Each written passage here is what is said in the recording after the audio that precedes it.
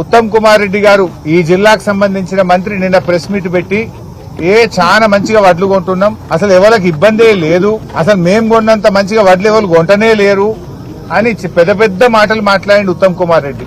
అయ్యా ఉత్తమ్ కుమార్ రెడ్డి, నేను ఎక్కడి నుంచో మాట్లాడతలేను, హైదరాబాద్ లో ఏసీ రూమ్ లో కూర్చొని నీ లెక్క మాట్లాడతలేను.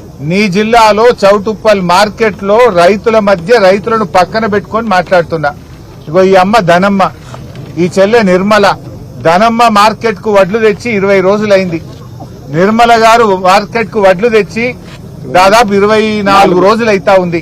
24 రోజులైనా వడ్లు కొనే దిక్కు లేదు. 30 తారీఖు నాడు మాయిశ్చర్ చూసిండ్రు, ఇవాళకి కూడా కాంటా అయితలేదు.